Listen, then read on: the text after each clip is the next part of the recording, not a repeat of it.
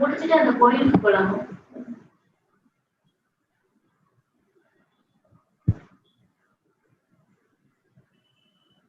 Hi, Utsav. Hello, sir. Welcome. Yeah, welcome, sir. Okay. So, Hello. Running a self-reliant India.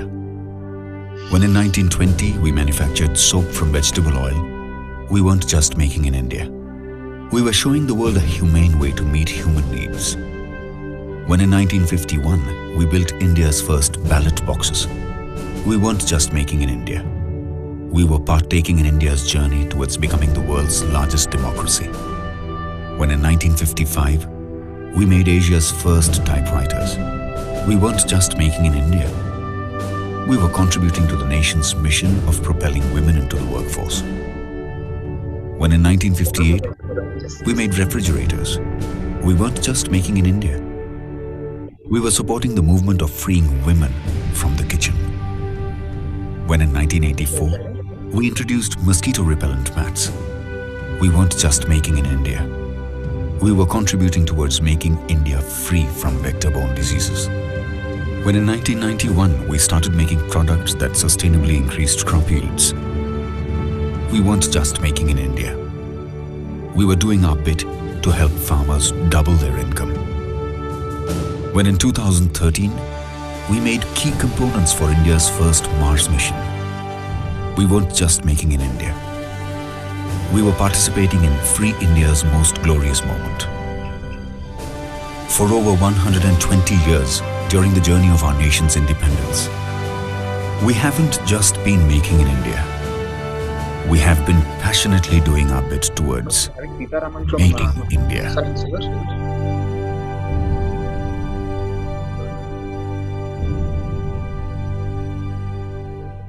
So he'll be joining later, huh? ठीक है. We'll have to continue.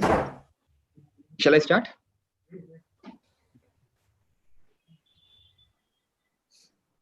Yes, please.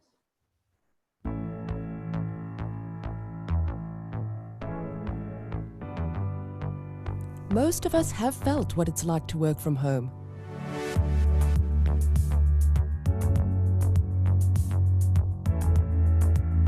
Well, at Johnson Controls, we've been working away in the background to completely change how we all view the workplace when we get back, making it a safer, more secure, and healthier place to be. You might say we're getting us back, looking forward. Lots has changed, and it might feel a bit like stepping into the future right now. Like this is now a touchless building. We use massive amounts of data from inside the building and beyond to make it smarter, more efficient, and it will make working here better, healthier, more comfortable and secure. It's a safer space with clean air, a comprehensive ventilation, filtration and air treatment solution. There's highly accurate contactless skin temperature scanning and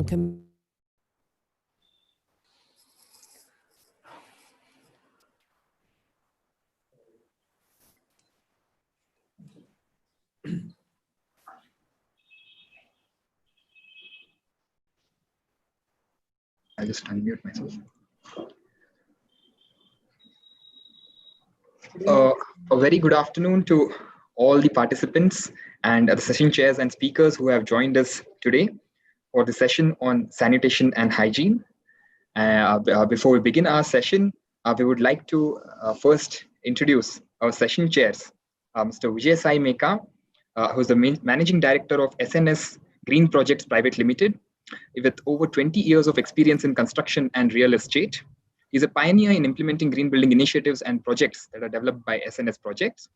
He is leading the IGBC Amravati chapter chair from its launch from June 2017 and Vijayawada, and is playing a key role in both the government as well as the private institutions around Amravati region. He is the Executive Vice President of Telangana Real Estate Development Association. He is involved in Basic Research Education and Development Society, and he is also the Vice Chairman of Indo-American Chamber of Commerce AP and TS chapter. We welcome you here, sir. Along with Mr. Vijay Sai Meka, we have Mr. Nimish Shah, who is Managing Director of Toilet Board India, a technology inspired sustainable business and innovation leader with over 25 years of diverse experience and extensive global leadership stint at Unilever R&D. As a managing director, a toilet board coalition, Mr. Nimish Shah is leading building of a vibrant, innovation-led hygiene and sanitation economy in the country, both through entrepreneurship and private sector engagement. Previously, he founded new R&D programs and delivered high business impact through discoveries and new product development. He has over 14 patents on his name. We are honored to have both of you to chair this session today. We welcome you, and over to you, sir, for taking the session forward. Yeah. Yeah, very warm welcome to my fellow session chairman, Dr. Nimish Shah, speakers for today's session, and the IGBC fraternity. First of all, we wish to thank all the sponsors who make this event possible because of their continuous support for all the IGBC activities. It is a very important and essential session on sanitation and hygiene in view of the present COVID situation and unprecedented rains in various parts of India in the last 6 months. Like clean and green, sanitation and hygiene are interlinked and very important for survival and well-being of humankind. Especially in view of the silent tsunami COVID. So we heard so many tsunamis, but this COVID came like a silent tsunami, distracted all the economies worldwide. Sanitation and hygiene becomes a basic necessity. This epidemic can only be controlled by following the techniques to maintain hygiene and sanitation. While sanitation is an outdoor event, hygiene is an indoor event. In general, we always think sanitation is the responsibility of the government. But there is a definite role to all the citizens to support the local administration in maintaining and managing it. Without the support of the general public, it is next to impossible for the administration to maintain outdoor sanitation. The hygiene is a significant factor to maintain the health of occupants of building, office, residence, etc. This is a serious threat world over to the occupants and environment because of usage of unhealthy cleaning liquids, detergents, soaps, etc. to clean the indoors. Some of these will increase the respiratory problems for the occupants, and also some had a problem with the skin diseases. In addition to damaging the outside water bodies, once these actually go out through drainage and mix the outside water bodies. So keeping this serious problem in mind, for the benefit of the whole society, IGBC rightly came up with certification of these cleaning products under the banner of Green Pro. This means this measure will greatly reduce the high health hazards in outdoors or indoor spaces. Today we will hear the other solutions for all the issues and the problems from the knowledgeable speakers participating in this session. I would like to request Mr. Michael Allenspatch, Head of Technical Service and Product Management, Gabret India, to first actually give his presentation. He had about 20 years experience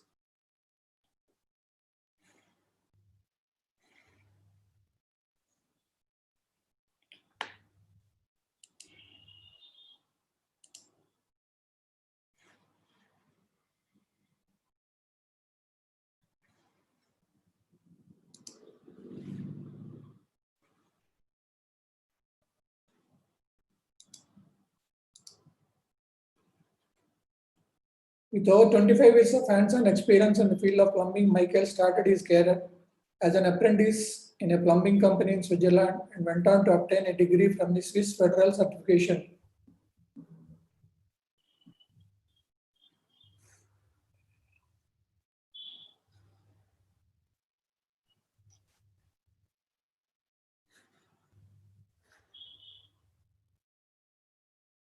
Mr. Utsav, I think whatever I kept on the screen actually, Sir, we can hear you actually.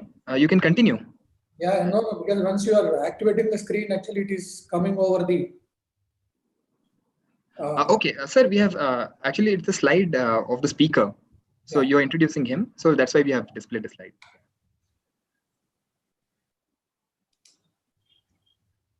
He went on to obtain a degree from the Swiss Federal Certification Board in plumbing. Through his career in Gelbrit, Michael has gained a wide range of experience in various plumbing systems or technologies, having worked in Switzerland, East Asia, Hong Kong, China, and India. For the past 7 years, he is based in Bangalore, heading the technical and product side activity promoting system solutions. Additionally, he is a member of the Gelbrit India management team. Welcome, Mr. Michael Alan Spatch. Please go over with your presentation.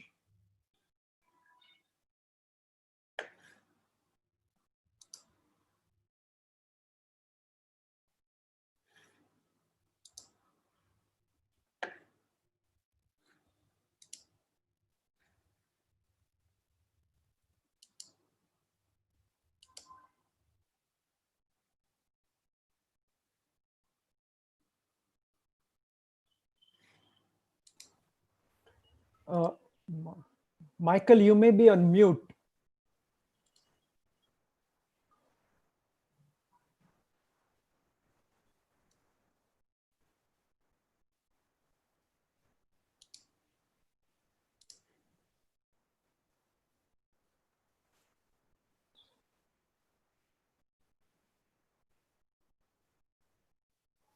Are you there, Michael?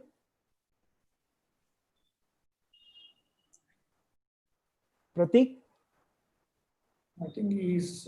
Sir, there is some problem for him to join. Can we have Mr. Anand Jagannathan's presentation first, if that's okay? Yeah. So I think. Hello. Yeah, Hello? okay, Michael is there.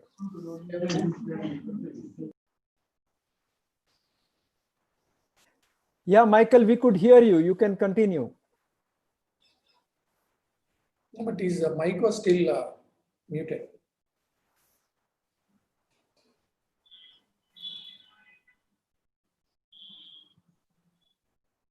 We heard him briefly.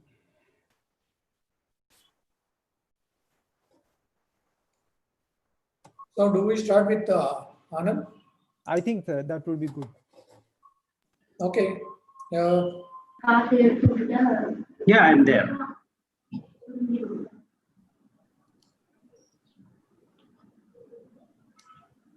So Mr. J. Anand, Senior Marketing Manager and Industrial Technical Consultant, Ecolab. We had 22 plus years experience, plus 16 plus years experience with NALCO.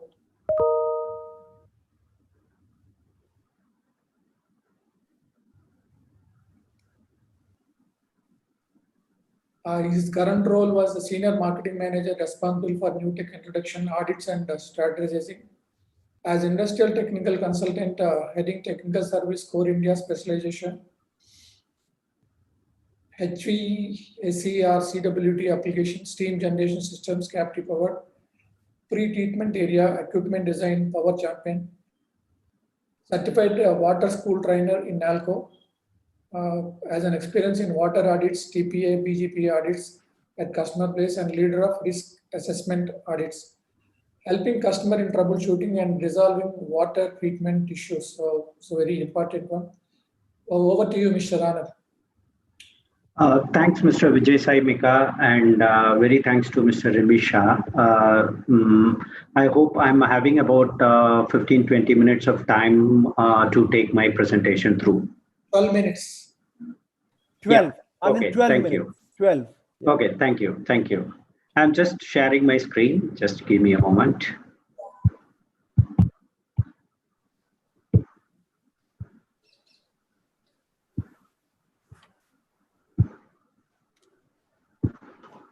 Just confirm me once the PPT is visible to you, everyone. I think you have to reduce because it is going out of the screen. Can you minimize this? Yeah. It's okay now. No, I'm on the presentation mode only. Okay, it's okay now. Okay to go. Yep. Yeah, Mohan. Thank you. Thank you. Thanks for the entire CII team to give me an opportunity to present on this resource management opportunity. Particularly in the today's session, I'm going to talk about how water is going to play a significant role in the green building. And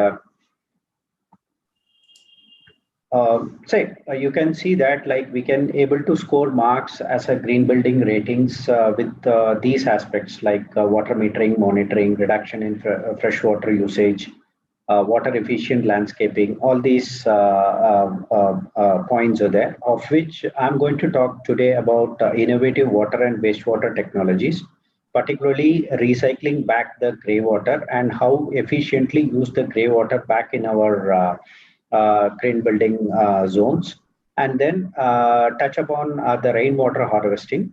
And in the grey water usage, I'm going to talk about what are the challenges we normally face and what should be the typical scheme of the grey water treatment so that it can be very efficiently taken back into some utility application in the green buildings.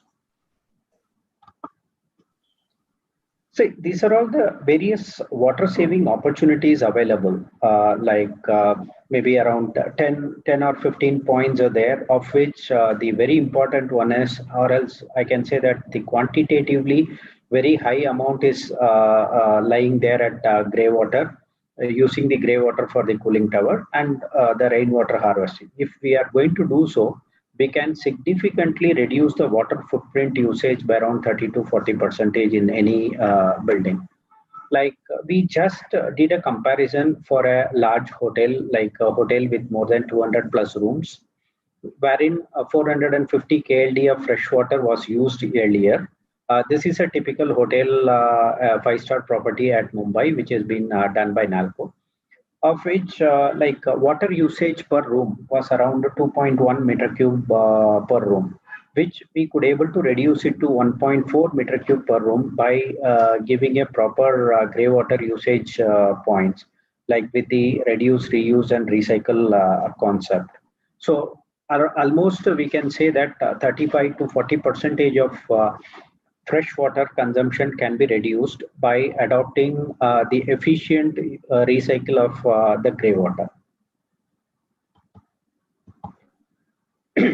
And what is the challenge? Is it so easy? Like as I said, like it's not so easy as I said, like taking the grey water back into the cooling water application, because the grey water poses a lot of challenges as during the introduction, Mr. Vijay Sai Meka was pointing out, like we are discharging various detergents, soaps, and cleaners into the sewage, and when it is being returned back, it gives a lot of associated challenges like deposition and precipitation on the condensers.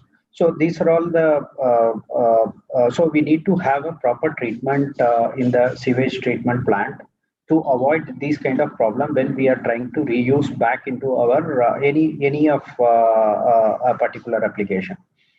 Particularly when the grey water, like to an extent of 40 to 50% can be replaced, the makeup water which is required for a cooling water system, particularly in a HVAC heat ventilation and cooling system in a building or else in a hotel industry. They require huge quantity of water, and that occupies almost 30% of the entire white water consumption in that entire facility. And if we are not giving this water properly to the cooling tower, we may pose a lot of other issues like high phosphate in the grey water. Real-time controlling and monitoring is required because we know that grey water, for sure there will be a variation, quite good amount of variation in the quality time to time. So we also need to monitor it time to time and do the control of the treatment program in the cooling tower accordingly. And any ineffective cooling water treatment program will result in higher consumption of power because there would be scaling or there would be some microbiological loading which can happen when we intend to use the grey water and treat it properly to the cooling tower, can pose a microbiological issue or else energy loss issue in the condenser. Like these are all the very basic problem which we normally encounter, like when we use the grey water. Very high algae growth. Apart from algae growth, as it is a green building, we need to talk a very important risk called a Legionella risk, which we normally get it wherever the water is being made into aerosols. And if the Legionella risk is there, then it is going to be a serious threat for the guests who are getting into that hotel premises or else to that green building premises. And then as we are going to take the grey water, as it possesses a lot of microbiological issues, the under deposit corrosion is always a challenge. So which can lead to pitting corrosion, and the pitting corrosion can be very detrimental. Like within a week's time or 10 days time, we can even lose a significant portion of a pipeline which is carrying this water. And then because of the high microbiological growth, like fouling is always anticipated in the condenser. If at all there is a fouling in the condenser, that is going to increase the power consumption of the compressors and the chillers, which is used in the HVAC system. And obviously, when we are going to use the grey water, we are going to increase the total quantity of blowdown, because the grey water comes with a higher conductivity at the outlet of STP. This is not as similar or as good as the white water which we get as a raw water or else as a surface water from municipal corporation or anything. So the TDS is going to be higher, so which may demand higher blowdown. So these are all the normal challenges which we face in a cooling water system when we intend to take the grey water back into the circuit. Say how best we can able to do. In general, the grey water treatment is being achieved in any green building with a conventional sewage treatment plant or else an MBBR based system. Like I would suggest, like if we are going with a grey water treatment and then use it back to the cooling water system, then I would prefer to have a membrane system in place. And this MBR system, like I'm just taking the pointer.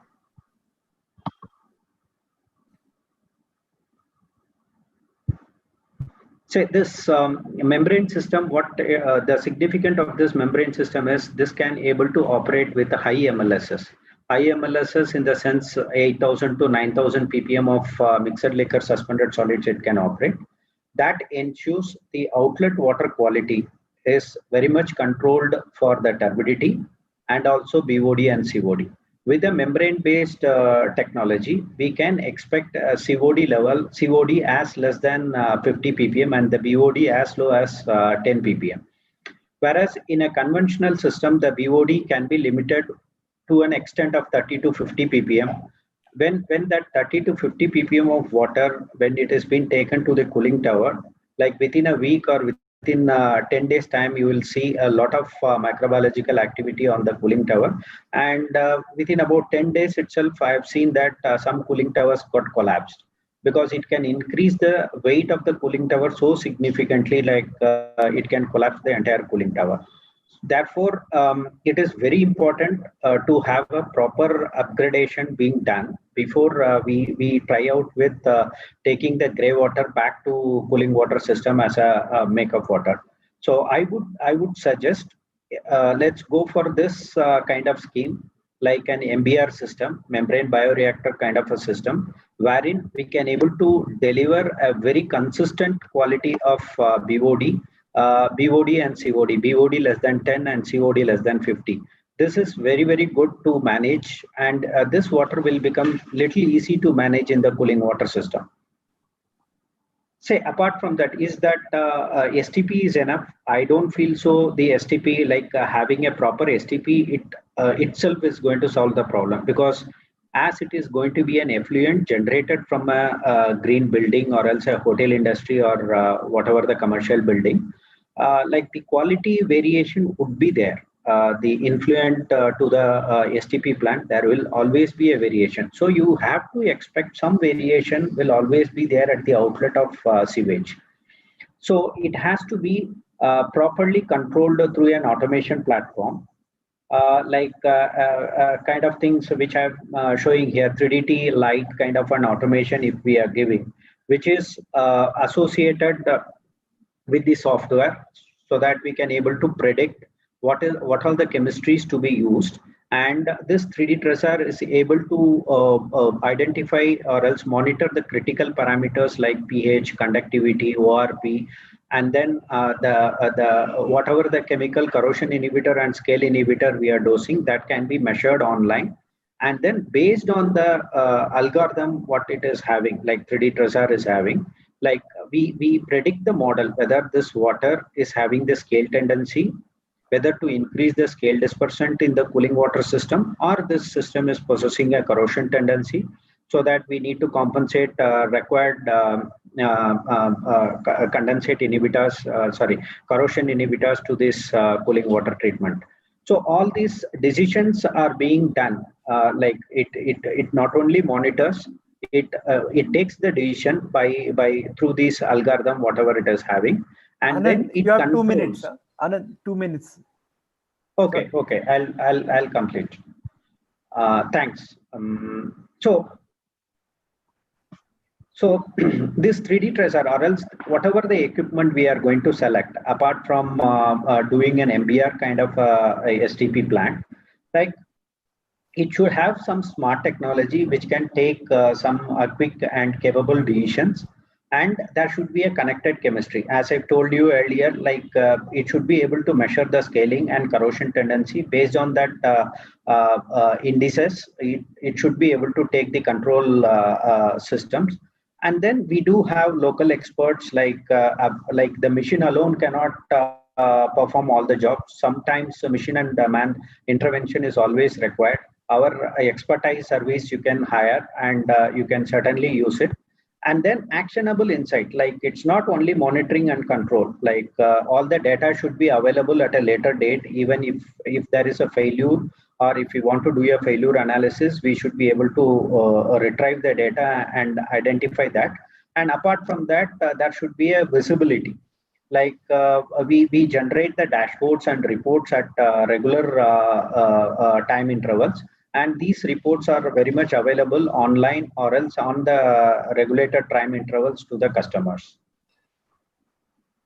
And we also support this 3D tracer technology with a non-phosphate program. As in India, we do not possess this much stringent norm for phosphate discharge, but going forward, it may come. In general, we normally use corrosion inhibitor as zinc or phosphate. These are the two predominant chemistries which are being used to control corrosion in the mild steel surface. Like this program intend to use no phosphate, like there not be any phosphate at all, and we'll be utilizing the major carbonates which is naturally available in the water as a corrosion control chemistry. Probably like the interested team members can get in touch with me so that we can discuss in length on the non-phosphate program. Few case studies, like as I've told you initially, like this is a big 5-star property which is there at Mumbai. We have used this recycled water and maximize the recycled water. Like now we are using around 80% of the recycled water back into the cooling tower as the makeup. And we have constructed as a case study, and this case study is available for display. Like this kind of case study, we have many with the 3D tracers and with the traced and tagged control chemistries. These are all available in our platform. Like if anyone is interested, you can certainly get in touch with us or else through our CAI team, so that we can get more details and informations on this. I think thanks. With this, I'm closing. I would like to take any questions or any clarifications on this. I think questions I will have later once the presentation of all the other speakers is over. Okay, okay. Utsav, who is next? Sir, we can have Mr. Sitaraman to present next, yeah, as he's ready.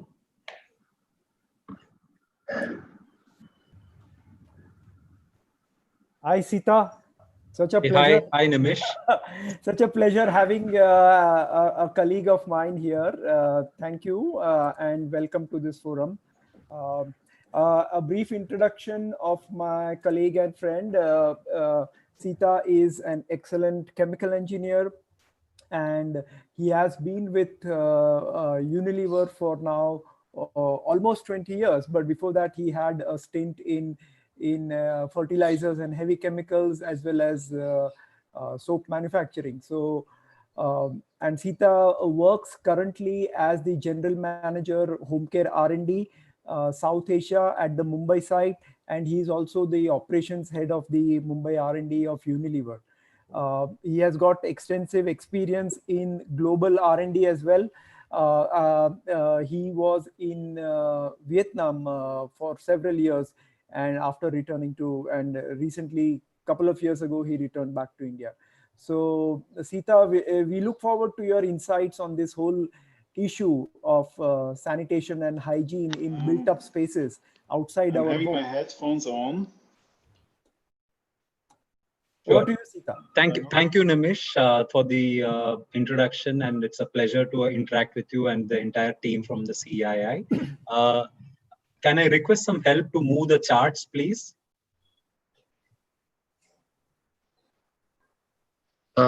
So you can start sharing your presentation using the share screen option. Yeah, should I? Okay. Yeah.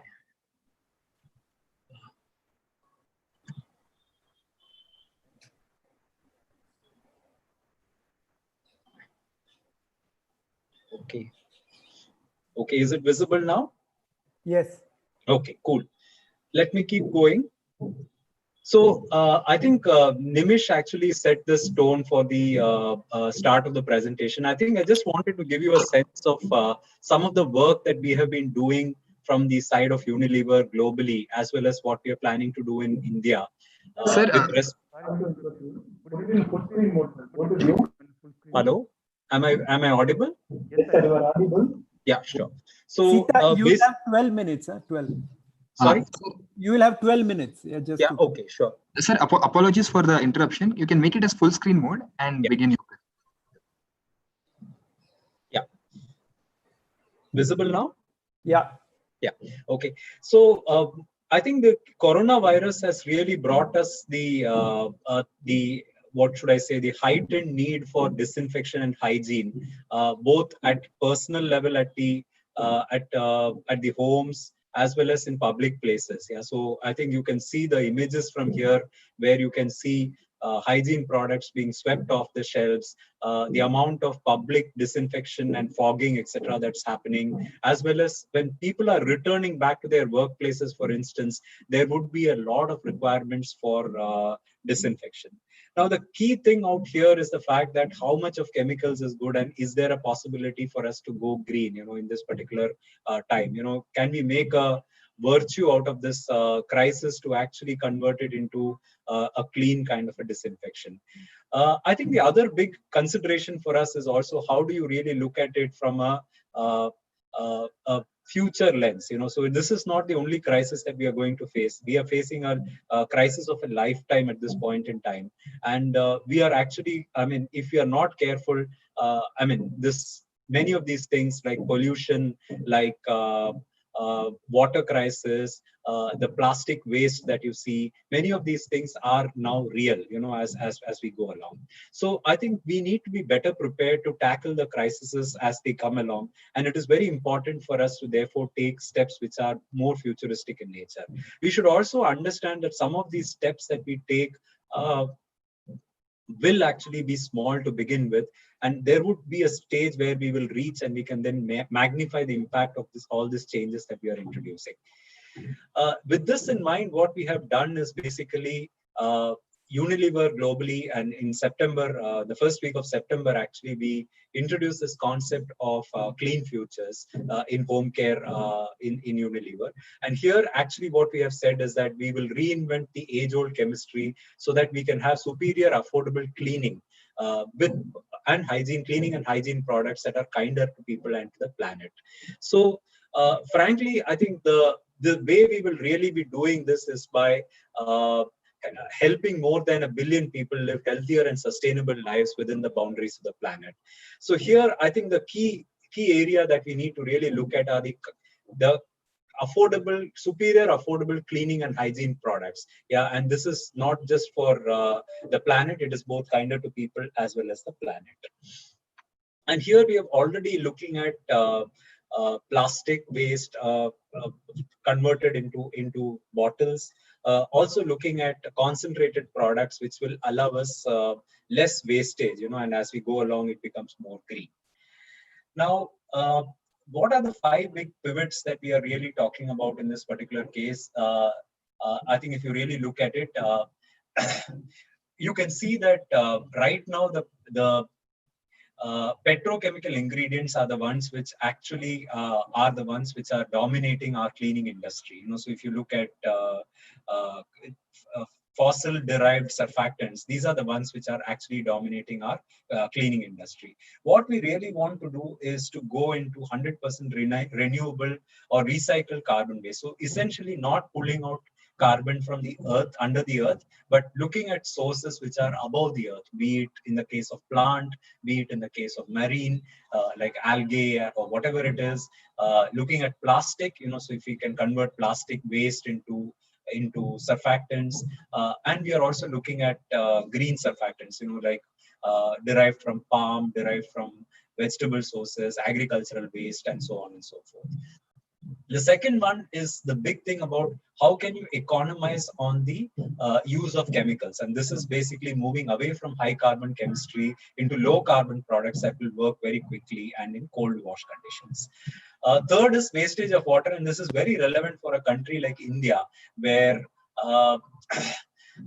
water, there is at any given point in time, you have some or the other places which is experiencing a water shortage. So again, it could be to do with the quality of water, it could be due to the quantity of water as well. So here we are really looking at water efficiency and biodegradability, because to use cleaning products effectively, you also need water. Yeah, so that is when you are able to then wash away most of the things that you generate as a waste. The next big one is the whole area where most of you are also aware of, single-use plastic moving into recyclable. And Government of India has already been looking at multi-layer plastic bans and things like that on single-use sachets and so on. Last but not the least is about the distrust in chemicals. When people start using more and more chemicals to keep themselves safe, they again have this fear of too much chemicals invading into their homes and in public places. So how do you really design products for consumer trust? So these are actually the 5 big pivots around which this entire clean future is founded upon. It is not one or the other, it is a combination of all of this which we will really be looking at. There are a couple of products, 3 products which I just wanted to share as inspiration, and these are things which are available in Unilever globally, but at the right and appropriate time they will also be finding their way into various markets including India. So one is the brand called Sif, and it's also available in India.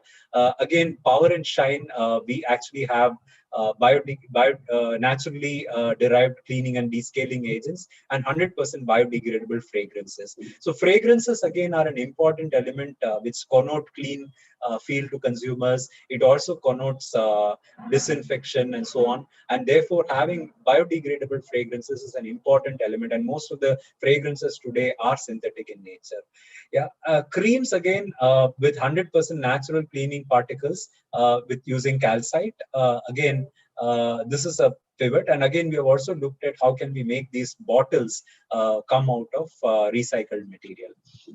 So these are 2 examples which have already been launched in the market. The third one is this whole area of toilet cleaners with zero chlorine, again which is seeking, when people are looking at alternatives to standard bleach etc. This formulation uses peroxide and BKC, and then also includes a biodegradable fragrance. So therefore, it is actually something which we are also looking at wherever there is a possibility and a need for clean green disinfection. So these are a couple of examples which I wanted to share on surface cleaners and on toilet cleaners, safe and green clean options, which can be actually rolled across multiple markets. I think the key thing, as I spoke about to you, the carbon rainbow approach, you can see here the thing which I spoke about: gray carbon from plastic waste, green from plants, blue from marine sources, and purple carbon from captured carbon dioxide. So we also have examples of capturing carbon dioxide from flue gases and converting it into chemicals like soda ash, and we use them in our detergent products and cleaning products. So again, these are some examples. Of course, what I would say is we have only now scratched the surface. There is still a long way to go for us to make this into a standard feature across all our products. But of course, how this is all going to come to life is when we are able to actually unlock all these four things. Yeah, so it is not just one or the other. It has to be the sweet spot where all these four things come together. So one is about better for me, better for the planet. I mean, here what do we say is basically you do not have any kind of a second thoughts about using the product, and that is where this better for me comes from. Better for the planet, I am not going to leave behind anything which is harmful in the planet, and that is something which is very important. So therefore, how do we really get the circular economy going? And that becomes extremely important in this whole scheme of things. Affordability, again, consumers will use these products, but again, you cannot charge them more than what they are paying for their conventional products today. So therefore, how do we really crack a supply chain and raw material source which is equivalent to what you are currently having? And as you know, crude oil prices today are at a low. They were at a high at some point in time, which would have incentivized people to actually move into cheaper alternatives. But today, with them at their bottommost level, and also with a lot of other revolutions happening around the transportation industry, moving into electric vehicles and all that, we do believe that there will be a glut of crude oil and billions of barrels of crude being pumped out from the ground will make it more and more difficult for us to get into this game. So therefore, affordability becomes an important element, and of course, performance. So what typically happens is that whenever consumers think about natural products, they think that there is always a compromise between performance and green, so, and green doesn't necessarily have to result in a loss in performance. So that is one of the important clean future technology unlocks that we really want to do, and that is where the whole world, we believe, would be moving in the days to come. So this is pretty much what I wanted to share, team. I know I have given you a brief overview of what clean future is all about. What are the 5 big pivots, a couple of examples around surface cleaners and one on toilet cleaners, and what is the entire carbon rainbow approach that we are really looking at to unlock clean future within Unilever. With this, I would like to really thank everyone for your patient hearing, and look forward to some questions and discussions at the end of the session. Thank you.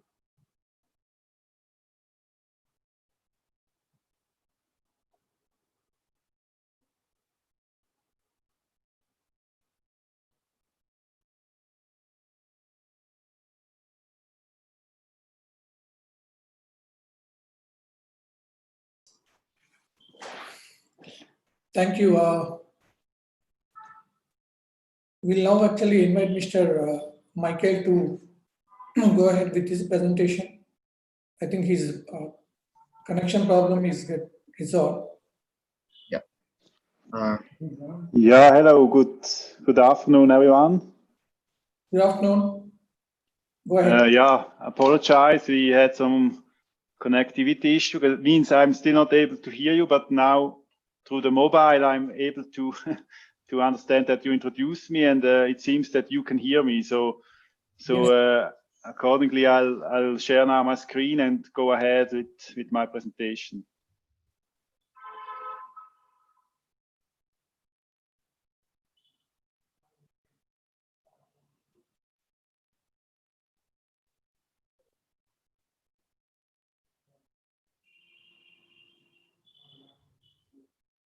Okay. Okay, thank you for the introduction, and thank you CII and IGPC for setting up this Green Building Congress and providing us the opportunity to speak about plumbing solutions for water efficiency and hygiene. Water efficiency and hygiene are two very important subjects when it comes to plumbing, aspects which need to be taken into consideration while developing system solutions. Products in front of the wall need to be aligned with products in back of the wall. Or in other words, design meets function. This combined with know-how leads to innovative system solutions. I'll provide you a glimpse of a few of these innovative system solutions during my presentation. I guess all of you would agree that during this rather special year, hygiene took and still takes more attention. Therefore, I stress a bit more on the topic of hygiene. Quality of the delivered water improves. This is also a topic in the newspapers. Here an example from 2019. While reading such articles, you could find that they are mentioning some responsibilities, for instance, usage of leak-proof pipes or to clean overhead tanks all 3 months. All this sounds simple, but is it really practical to implement? What are the responsibilities? What to do that rules are followed? These are a few questions which need answers and, more important, need to be implemented. Further, and this is not mentioned in the newspapers, it is very crucial to optimize the drinking water installation to ensure good quality.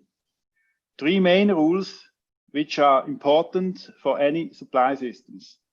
Keep the cold water temperature below 25 degrees, hot water temperature to be between 55 and 60 degrees, and water should be exchanged every 72 hours. The chosen products need to be leak-proof, ideally protected against foreign material before the installation, and easy to be installed, etc. However, they play a secondary role when it comes to the fulfillment of the 3 mentioned points. The planning of the system is very important. The following movie shows you what it means.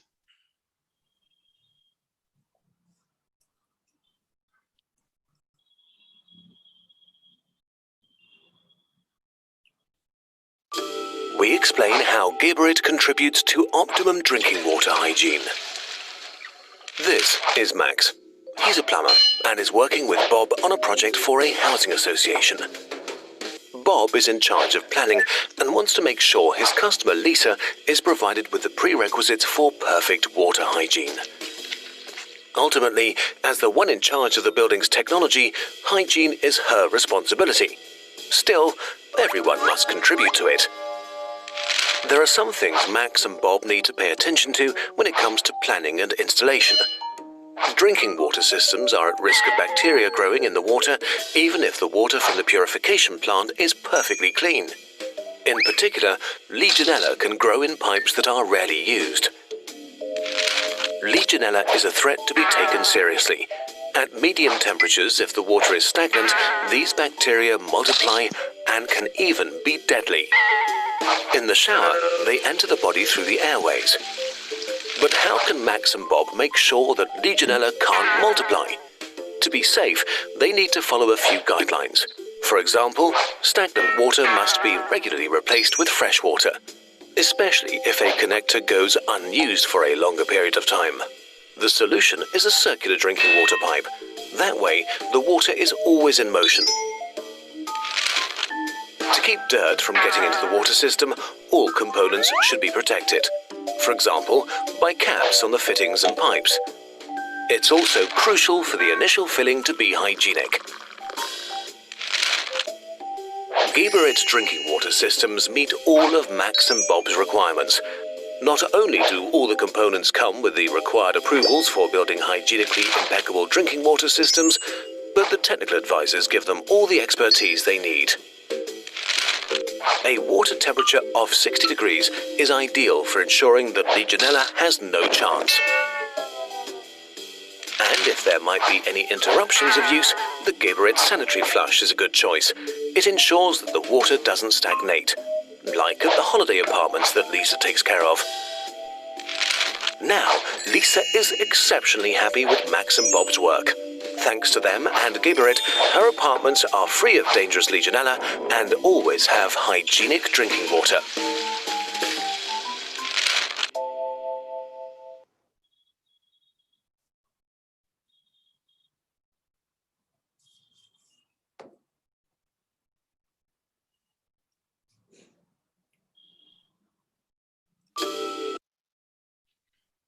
The movie confirms the earlier mentioned points. Keep the cold water temperature below 25 degrees. Hot water temperature should be between 55 and 60 degrees, and water exchange should happen every 72 hours. Simply said, but the practice shows that this isn't so easy. It needs the readiness and willingness of the industry to implement modern plumbing solutions. The most modern products may look good, but do not perform as desired if the installation behind the wall isn't fulfilling the requirements. Therefore, it is important that the products before and behind the wall play together as a system solution. Further, there is a so-called 7-second rule. It should not take more than 7 seconds until hot water arrives at your tap. This can be taken care of, for instance, with hot water return pipes. The reason for this rule is on one hand the comfort, but more important, the wastage of water when you keep the tap open until warm water arrives. I'm coming back to one of my earlier points. Who is responsible? In Switzerland, where I'm from, drinking water comes under the law of consumable items. Everyone in the chain of bringing water to the tap carries a responsibility. As you can see on the slides, there are different stakeholders involved. And we have on one hand the water supplier, responsible for processing and distribution, then the MEP consultant and contractor, planning and executing while considering the hygienic aspects. Then usage of responsible material, of course, is also important. Then the owner, operator to ensure regular checks, organize replacement if required, and ensure hygiene at the point of consumption. Then even the tenant carries certain responsibility, should ensure that the usage of all tapping points, so there should not be a bathroom unused, and after holidays, it's better to flush out all the pipes before they are used again. And then, of course, informing the owner if there is a requirement of change.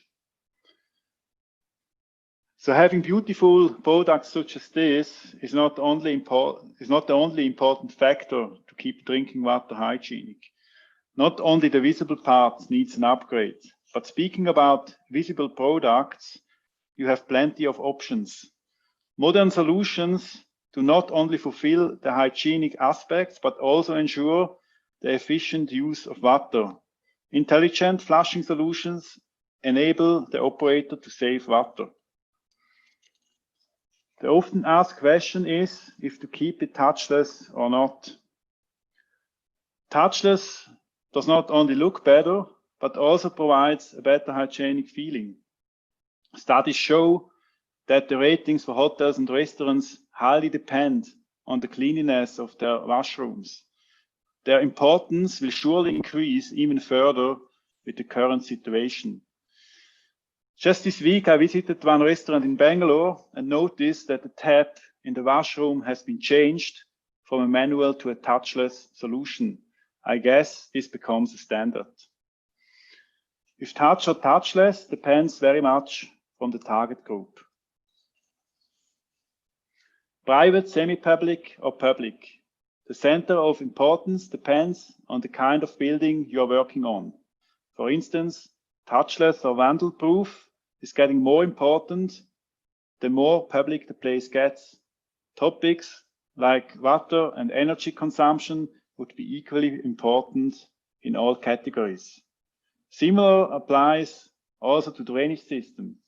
The type of system depends on the target group. Also, drainage systems play an important role when it comes to hygiene. We have to ensure that no overpressure and negative pressure takes place within the system. Else, smell, and together with that, bacteria may enter into the apartments. Like most things, also drainage system developed over the past years. More efficient and safe solutions are available. Among other benefits, they enable space saving and faster installation. And more important, they are also aligned with the changes which come along with the water efficient products. Sewage treatment plants are today a standard when it comes to residential and commercial buildings. Regionally, the rules are different. The same applies to rainwater tanks. They collect rainwater, which is later used for gardening.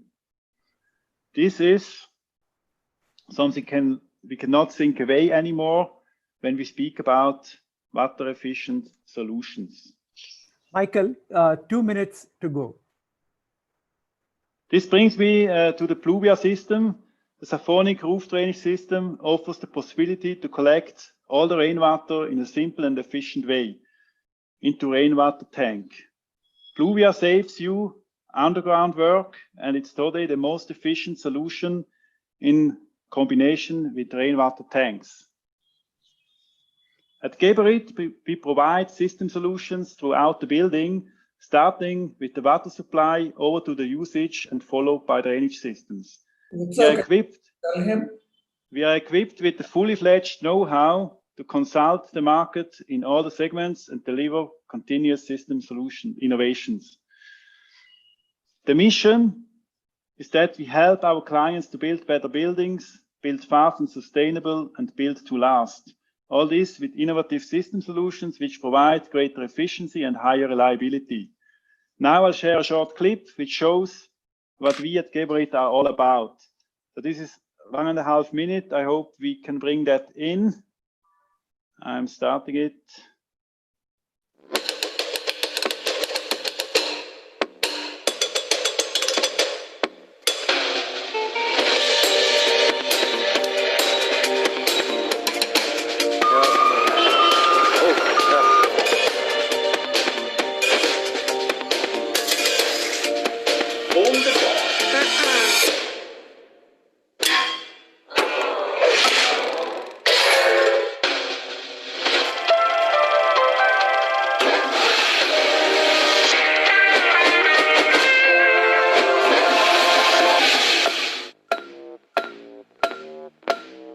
Und wie geht das genau?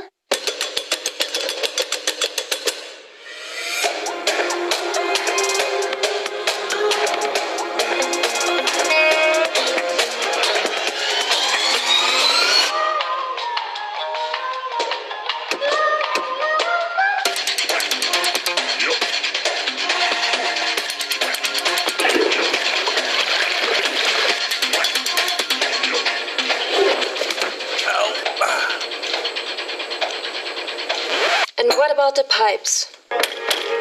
Huh?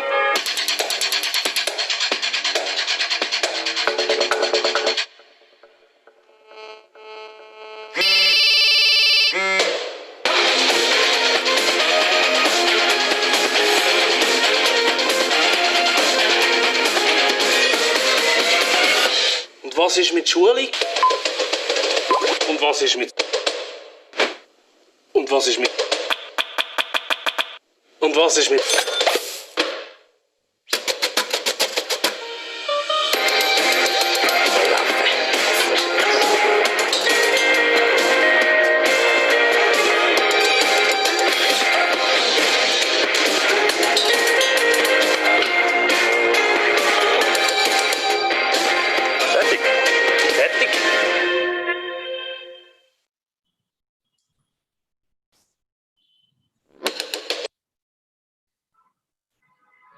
During the last 15 minutes, I have touched on different system solutions. Please do visit our virtual stall on the platform for more information. My colleagues are available to consult you personally. Thank you. Thank you, Michael. Thanks for sharing very, very crucial points about this. I would like the organizers to just check if there are any questions that have come through which we can answer, which we can ask the speakers to answer. Yeah, Nimish, I have two questions. So the first question is to Mr. Anand. So you have mentioned about water treatment, waste reduction in water treatment.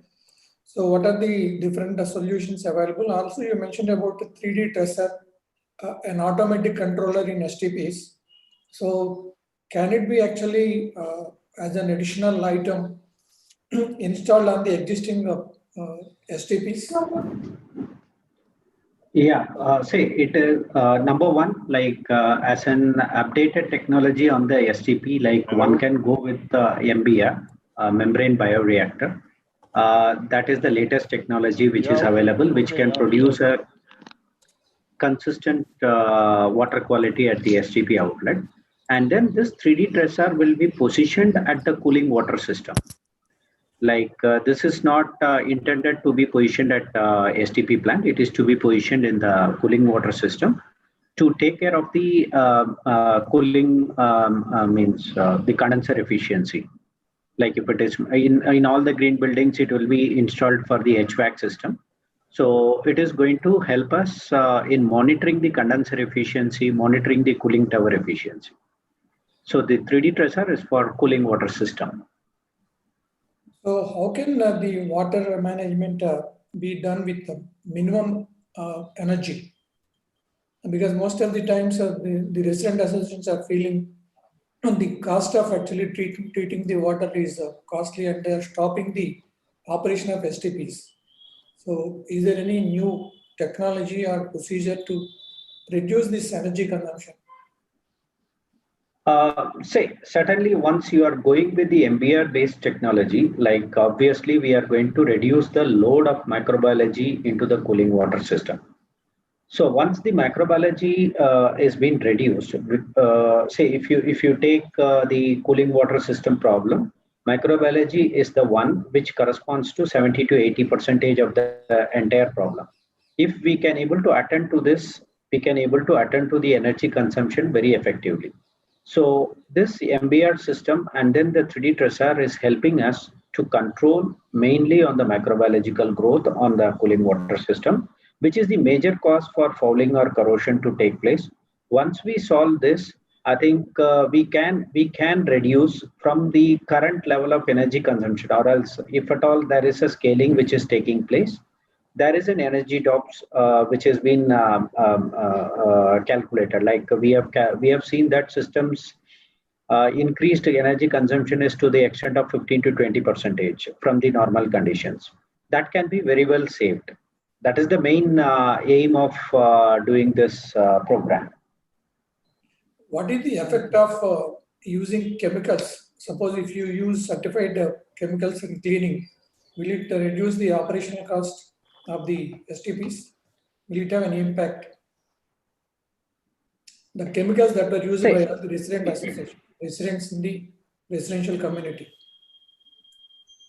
Yeah, certainly that will be helping us. That will be helping us because now a lot of innovations are coming to reduce the phosphate discharge in the sewage. Probably Mr. Sitaraman can able to guide us. Like HUL is working very much on that platform.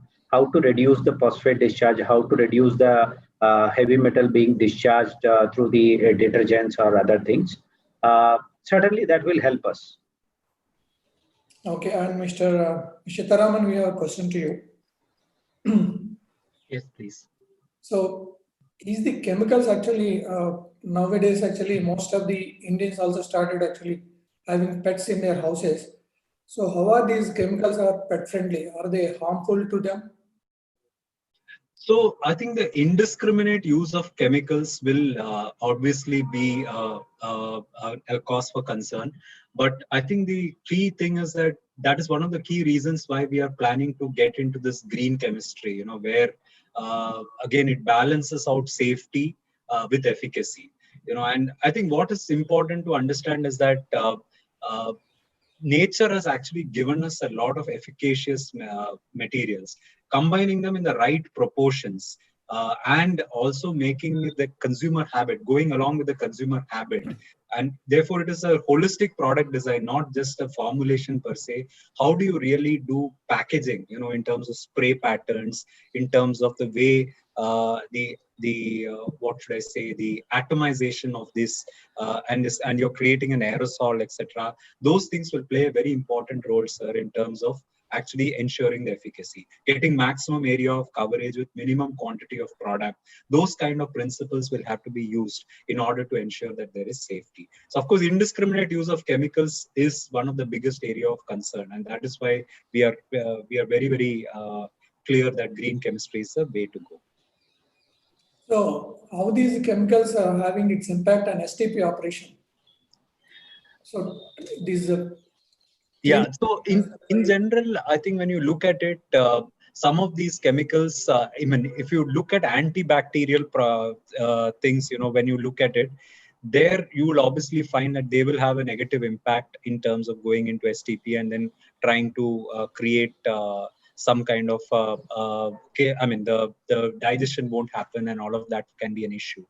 But if you're going to restrict, as I said, some of these chemicals also have surfactants, for instance, have antibacterial property. Good old soap, for instance, can take care of microbes, and that is one of the reasons why we advocate hand washing as one of the biggest this one. Similarly, surfactants also, when used at the right concentration levels, can deliver the hygiene benefit. So if you can avoid indiscriminate use of antibacterial agents per se, and use the natural surfactants and soaps, etc., as a disinfection mechanism, you can then avoid any loading of antimicrobial ingredients which goes into the STP. So I think that is where we need to really pay attention to.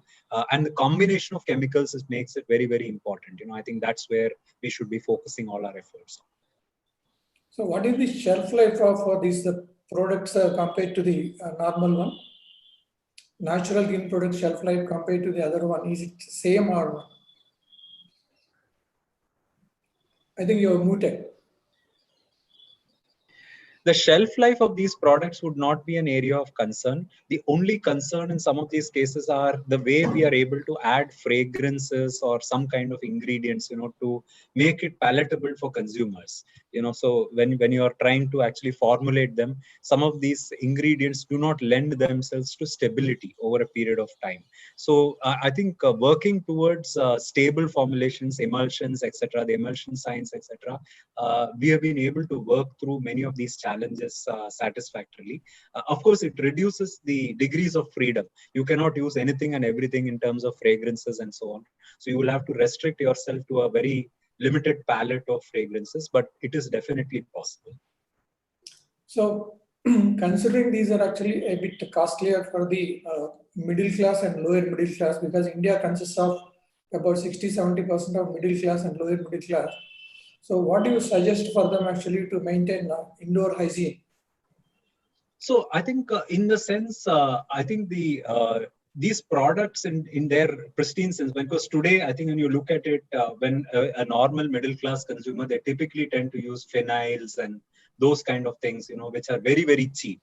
But I think the key thing is that you have to literally do a overall cost benefit analysis, the kind of health benefit that people get with efficacious products versus products which can give a short-term benefit, but in the longer term, it might be detrimental to their health. I think how do we really bring alive that communication, and as marketeers and as kind of responsible marketing and so on, both in terms of efficacy, as well as in terms of the long-term benefits of using these kind of natural benefits. That is where most of our marketing efforts would need to really focus upon. So what do you suggest? What is the solution for them? They should stop using them? I mean, we can't obviously put a bar on people using some of this. Of course, legislations could be one way of really looking at it. I mean, including safety as one of the measures, in terms of saying that which are the. So we, for example, in terms of chemicals that we use, in terms of fragrances, etc. Sometimes we tend to be very, very clear that it has to be above the IFRA guidelines. It should be much stringent as compared to even IFRA guidelines. Similarly, we can really look at influencing regulatory framework to try and see how we can go with a much efficacy as a standard of performance, rather than trying to look at just the cost as one of the parameter. So I think that could be one way of looking at it. But as you rightly said, I think some of these things, only when they reach a critical scale, because right now this whole thing is such a small, the ecosystem also has to develop. Then only the economics will start working in the favor, and it will become more affordable for consumers to come through. So your point is absolutely valid in that sense. Yeah. If I can just share my thoughts around this issue, is that very, very crucial to build public awareness as well as policy awareness about some of these challenges. Yeah, I'll give you an example. In India, you can still find on the roadside these naphthalene balls to be sold, to prevent insects from coming, or cockroaches and all this stuff. However, it remains a fairly significant safety challenge, because it is not good for health at all. When it's subliming, right, and vapors will go into your respiratory system. It's not good, but there is no regulation to prevent that. And exactly the same thing with the likes of phenyl is that it gives such a strong odor that it gives a false sense of hygiene to the user, whereas in effect it does not do what it is smelling of. Yeah, so a long way to go in that direction for India to upgrade from where it is, not because it is only about branded products and all that. It is about safety and safely certified products. So I think that's one key message that I'm seeing from this discussion with you, Sita. Yeah. What is the role of IGBC then in spreading this message? Well, so let me therefore use this platform to just share my thinking. I mean, I would like to firstly congratulate IGBC to even think of bringing up a session on hygiene.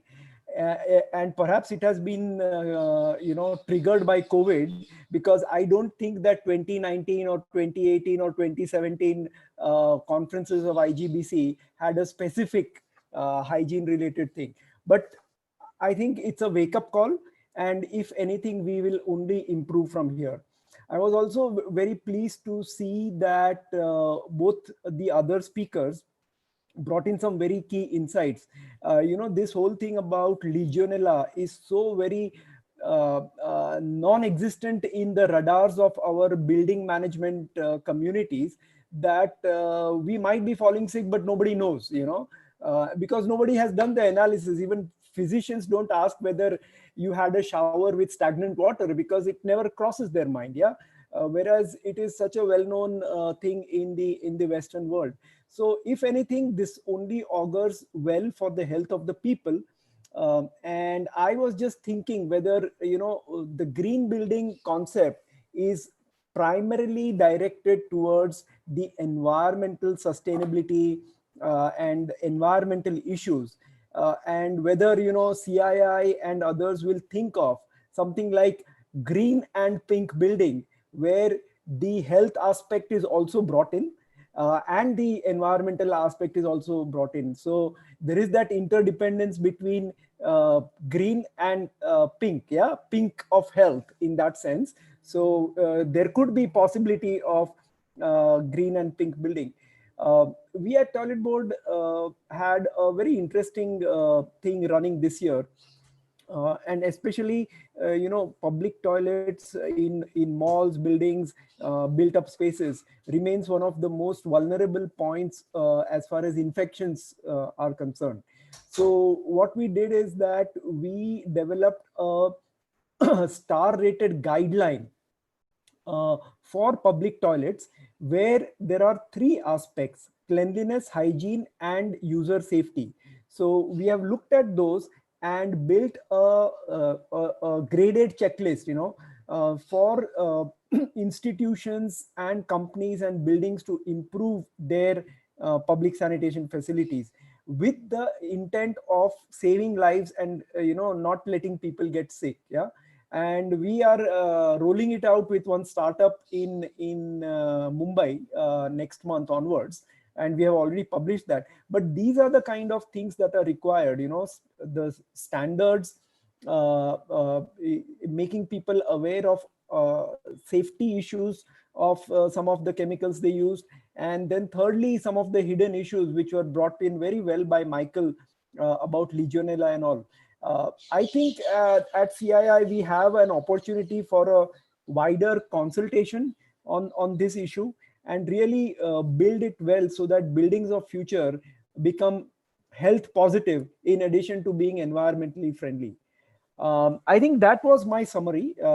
I'm happy to also have any further points that anybody from the panel wants to make, or else we are happy to close. Yeah, thank you, Mr. Anand, Sitaram, and Mr. Dinesh. So thank you for the wonderful presentation. And as you rightly said, this is a wake-up call for all of us. We never thought about the importance of hygiene and sanitation. So I think going forward, it is going to be important everywhere, in every place, every house, like hospitals, everywhere.